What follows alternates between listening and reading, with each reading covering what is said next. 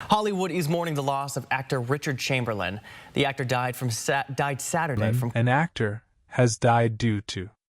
After having a stroke, Richard Chamberlain died on March 29th at his home in Wiminalo, Hawaii, after having a small stroke. He was 90 years old. Not many people came to the funeral. There was no long statement from his family or agents. Instead, the closest friend he had in his last years made a short announcement.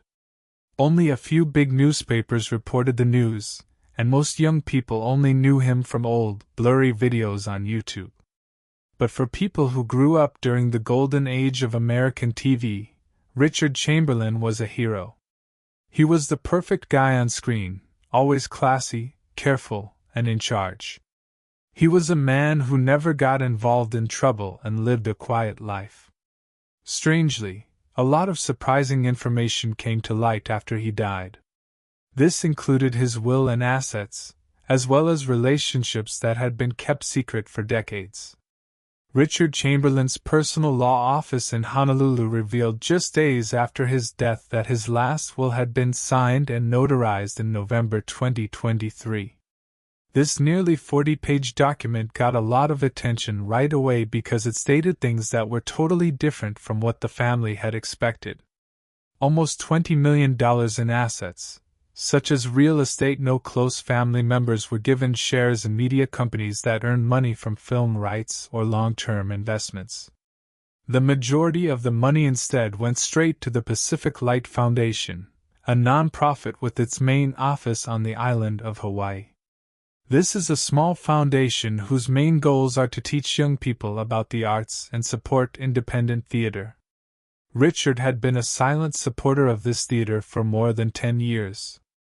Even more surprising was the fact that Martin Rabbit, Chamberlain's ex-partner, who hadn't lived with him since 2010, still got a big chunk of his fortune.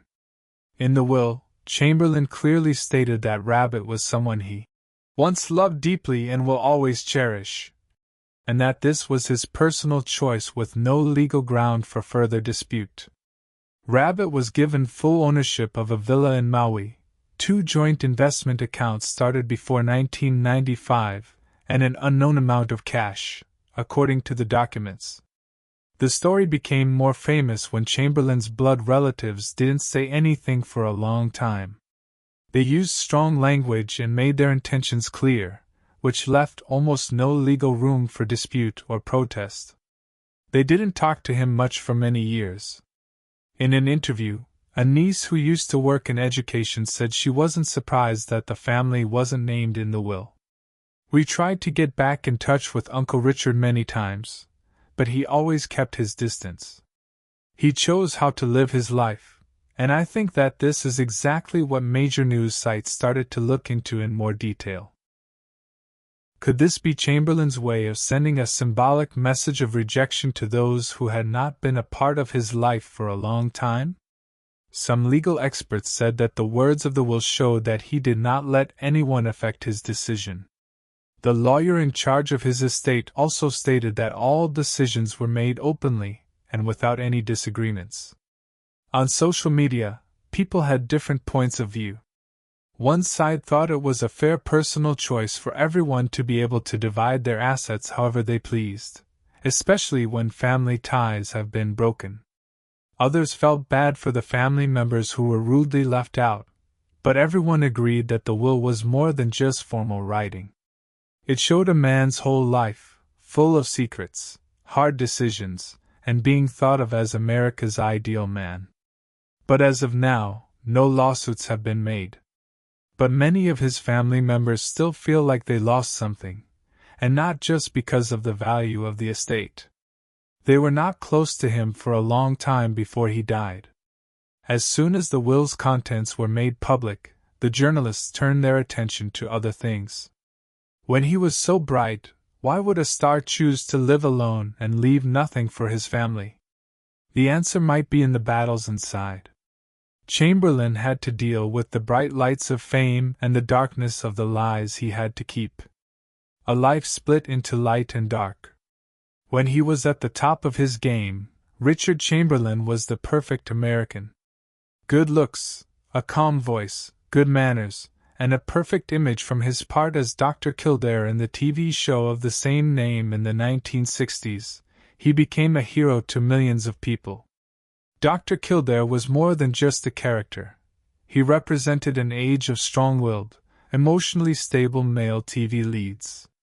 Chamberlain's success led to a string of big roles in TV shows and movies over the next 20 years, including roles in the popular miniseries Centennial 1978. Shogun in 1980 and The Thornbirds in 1983. In every part, he played the same character, a strong, sensitive man who was sometimes marked by bad luck, who always chose silence over defiance. So, it was hard for people to believe that behind the calm exterior and closely guarded private life was a man who was going through a lot of inner turmoil. During the years when he was most famous, Chamberlain was always afraid that if his sexuality came out, his career would end. Back then, Hollywood wasn't a place where people with differences were welcome, especially male stars who played typical main men. Chamberlain once said that he felt like he was stuck in a perfect shell, where everything he did, from what he wore and said to the people he hung out with, was carefully controlled to fit his public image. Even his closest family and friends didn't know what was going on.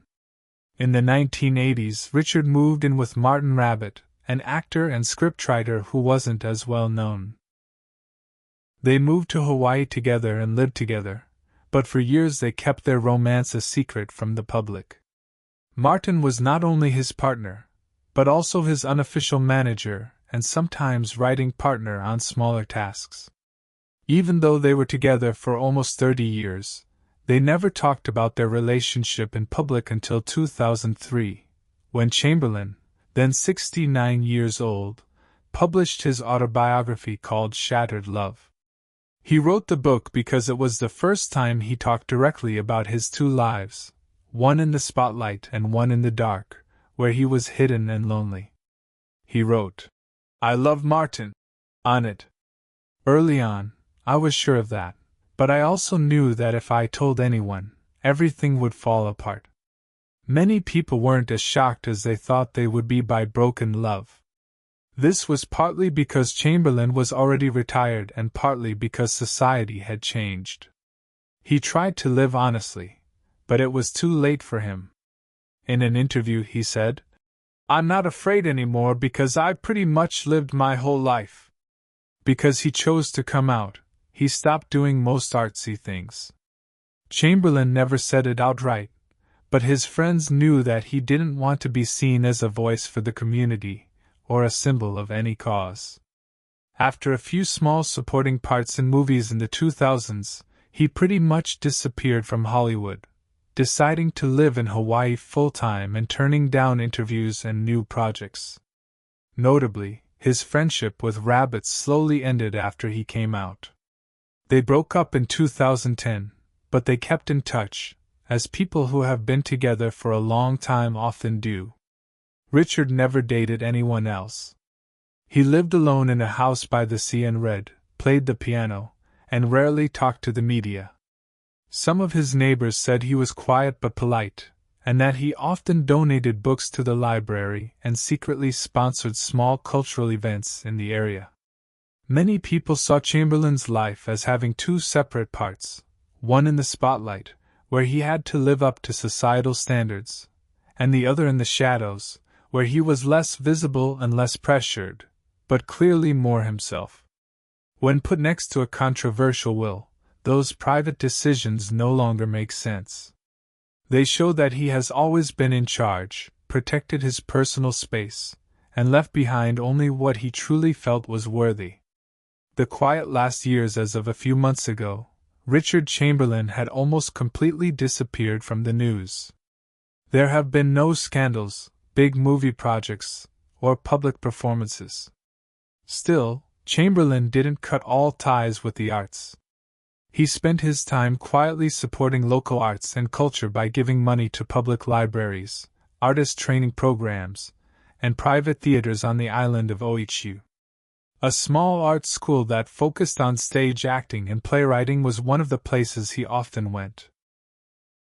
He didn't teach in a formal way, but he did offer individual mentoring to students from poor families from time to time. One former student said Chamberlain didn't talk much and never talked about his past. Instead, he always listened carefully and gave clear, short advice. He never told anyone about these donations. The group that got most of his estate, the Pacific Light Foundation, didn't say that he had been its biggest donor for the past 15 years until after he died. The head of the fund said in a short statement, "Mr. Chamberlain was the reason many. He never asked that his name be used, just that they did. Generations of young artists were able to start from scratch. Chance because he always gave money, the foundation grew from a small neighborhood group to a powerful regional platform that now helps over 300 students every year. Even though he lived alone, he wasn't completely alone. Some friends from the arts, a local doctor, and an old friend from his youth kept in touch with him regularly. They sometimes got together at his house for book readings or classical music performances. One of his friends said he loved playing the piano, especially works by Chopin and Debuck. Some days he would play for the whole afternoon, not saying a word and just losing himself in the music. Spiritually, he seemed to have reached a state of freedom, no longer concerned with what other people thought of him or the need to keep up an image. He wasn't mad and he didn't feel bad about what he did," a close friend said. "He was sure of who he was and what he wanted to do with his life. He didn't make the decision on the spur of the moment to not get married, have kids, or stay close to his original family. It was the extension of a way of life. There were no ties or commitments, and no one was making decisions for him. It's easy for everyone to see every little thing about someone's life these days, but Richard Chamberlain chose to be absent. Looking back on his life, it's still hard to shake the feeling that he was quietly lonely, maybe because he had lost touch with his family for a long time. Family and the unbridgeable break. He grew up in Beverly Hills in a middle-class home as the youngest child. His father was an insurance salesman and his mother ran the household. After he became famous, he stayed in touch with his family for a while, especially his mother, who closely watched his early career steps. But a friend from his youth says that around the mid-1970s, he started to pull away, rarely showing up at family gatherings and no longer talking to his siblings. The split wasn't caused by a single event, but by a build-up of events. On one side was a star who had to hide parts of himself to stay in the business. On the other was a traditional family that didn't know how to deal with differences and felt uncomfortable around his deep, often distant privacy. As soon as Chamberlain's parents died, he almost lost touch with his living family members. His biological cousins and nephews, most of whom live on the West Coast, said they don't remember being close to him as kids. In the early 2000s, one of his nieces tried to visit him in Hawaii but was turned away because it wasn't the right time. Others remembered sending letters or holiday gifts sometimes but not getting a reaction. Because he wrote about it in his book Shattered Love, most of his family decided to stay quiet. There was neither open support nor criticism from the people, but what stood out was that no one spoke out at all. After the will was made public, some family members were upset, but no one went to court. There was probably a realization that the relationship had been over for too long, and that money was no longer something to mourn. When the news talked about his family, the grief wasn't just about the estate being left out. It was the sadness of knowing that they didn't live in the mind of a loved one anymore, not just in the present but also in memory. A person who knew Chamberlain well said that he told his lawyer that he didn't want any of his family to feel like they had to deal with the legacy. He may have been trying to be polite, or it could have been a clear sign that he had decided to cut all ties with people who used to be close to him. His decision wasn't based on anger, but on a sense of freedom. A person who wants to end his life on his own terms and not leave any messy echoes behind. His relationship with his family was like many of the decisions he made in his life. He chose to walk away quietly instead of confronting, to keep quiet instead of explaining, and in the end, he stayed true to both his actions and the final, endless silence of his will. People weren't angry or suing over inheritance, but there was a clear hole that had to be filled.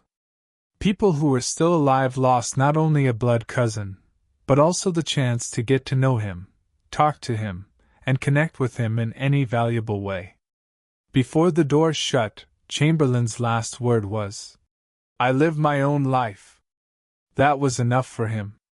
Richard Chamberlain will not only be known as a TV star or the person whose will caused a lot of trouble. His real impact is more quiet and deep. A life full of struggle that is marked by being steady until the very end, a journey that wouldn't give in to prejudice, and a decidedly chosen way of life. The real heritage, a name that goes beyond labels. Before Richard Chamberlain's career, there were clear ideas about what a leading guy on screen looked like. Strong, outgoing, and typically male. Chamberlain didn't just live up to those standards, he set them. King Solomon had the same idea of what a good role should be like for Dr. Kildare, Father Ralph, the Thornbirds, and the Explorer. A man of duty who is calm and looks great. People saw him as safe in a world that was changing. He was the face of order and morality on American TV for 30 years. But Chamberlain always knew that image was just a shell. He didn't keep quiet out of shame, but because he knew what would happen if that shell broke too soon. He wasn't a leader in coming out or a pioneer in movements. But the fact that he didn't say anything about it made him an unofficial figure for many gay artists who came after him. It wasn't a confession when he finally told the truth in his book Shattered Love. It was a firm, clear proof. He had always been himself. Many people today think Chamberlain could have come out earlier, lived differently, or connected more deeply with the LGBTQ+ community. But what he decided not to do is what makes his legacy unique. He didn't want to be known for his sexuality, fame, or politics. He didn't want to be a representative or a gay celebrity. He just wanted to be someone who had lived and contributed to art in his own way in Hawaii, where he had spent almost the last 25 years of his life. The local cultural community saw him as a quiet benefactor. Since then, the Pacific Light Foundation has said it will rename an art award after him to help young artists from poor families. In the days after he died, there were small memorials at nearby theaters. They weren't big, but they were emotional. The head of the foundation showed a note that Chamberlain had written. It said, "I haven't left behind much that can be measured, but I hope a few young people after me will find an art of reason to keep going." Chamberlain left a cultural legacy through the roles he played, but also through the way he chose to live. He managed his image when it mattered and let it go when it didn't. He lived privately, but not in hiding, alone, but not in isolation. And in the end, his death wasn't as quiet as it might have seemed. His will made headlines for both its financial effects and the hidden parts of a life that many people thought they already understood. Today, we live in a society that values diversity and individuality. Today, people like Richard Chamberlain don't have to hide anything. But the truth is that he lived in a time when telling the truth about yourself cost a lot. Chamberlain paid that price in silence by staying away from some of his family and living on the edges of the industry he used to be at the center of. When we remember him, it's not just his film fortune or fame that we remember. It's a lesson in how to keep your independence in a life full of pressures. It's about choosing to be honest, even if it means staying up late or being quiet, and leaving your mark not through noise but through steadiness. In the chaotic world of show business, Chamberlain left behind something rare. A private life that he lived to the fullest. What do you think about Richard Chamberlain's life and decisions? Feel free to share your ideas in the box below. Also, don't forget to subscribe and turn on alerts to see our newest movies.